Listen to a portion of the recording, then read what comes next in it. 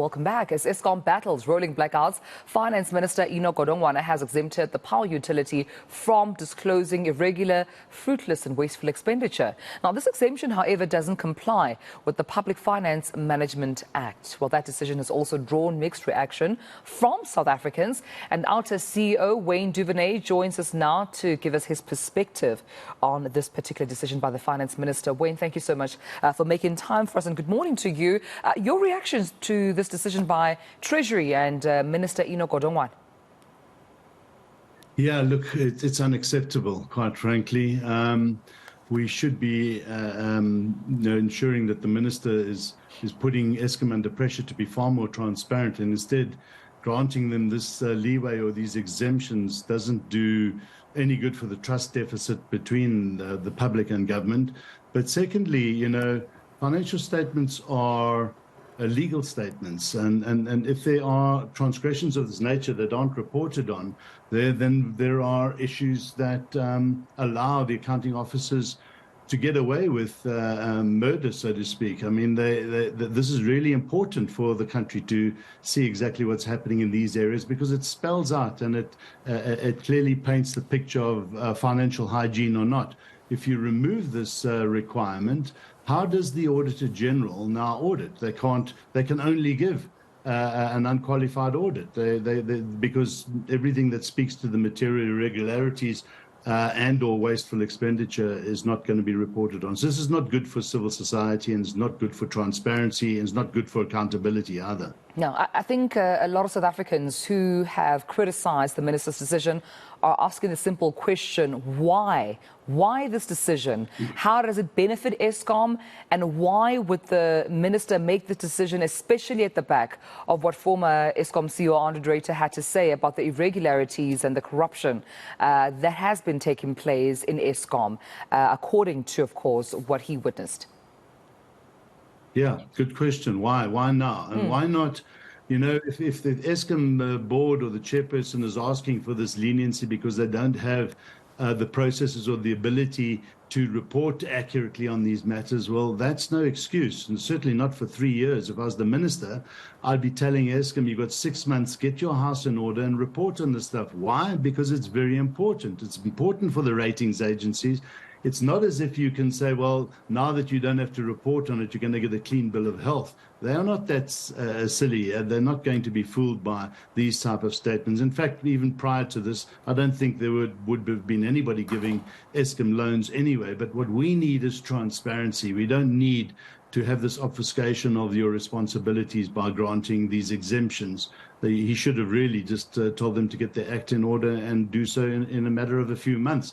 Instead, he's granted them 3 years of not having to report on matters that are serious to civil society, serious for this government. Yeah, I mean, when in its statements, the Treasury mentioned that this action is not necessarily unprecedented. It says Transnet has had a similar exemption. I just wonder if that's even a good enough reason to exempt Eskom in this regard.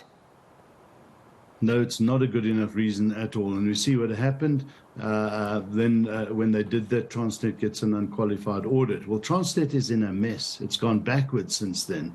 So this is no reason to do so just because you've done it before. And when they did so in Transnet wasn't in the news and wasn't in the dire situation that Eskom is now right now. So that's not an excuse.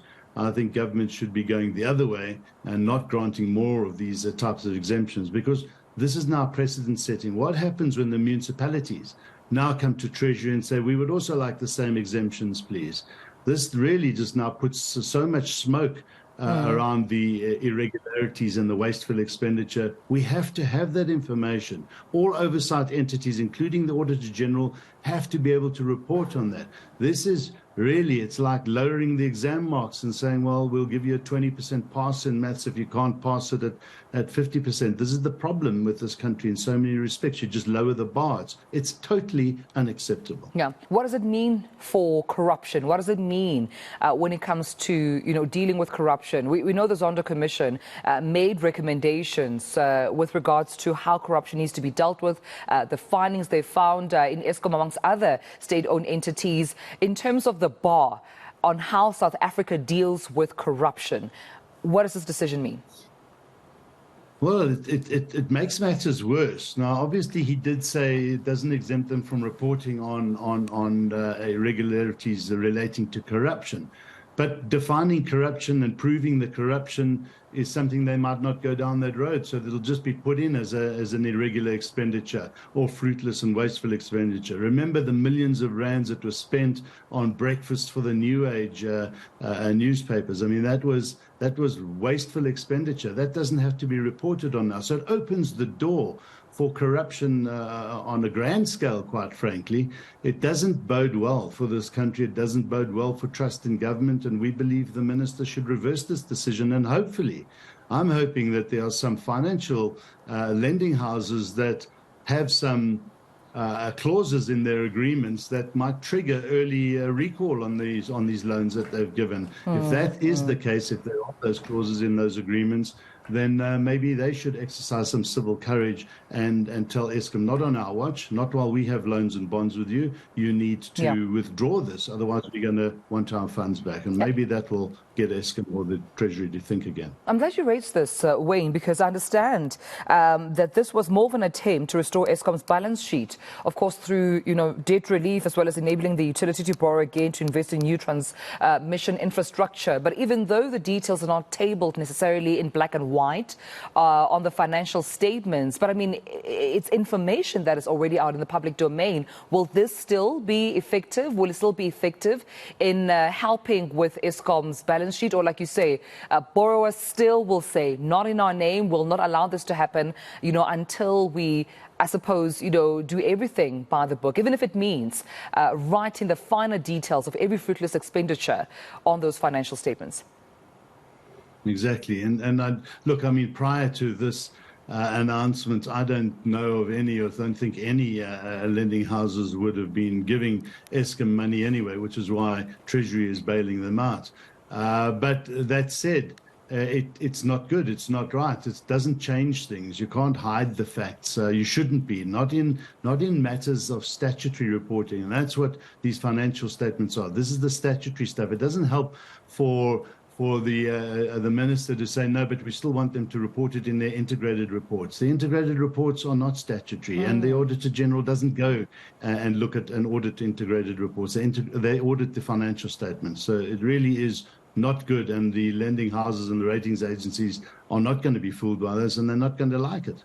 We'll leave it there, and I appreciate you speaking to me about this. Outa CEO Wayne Duvenage, thank you so much for your time.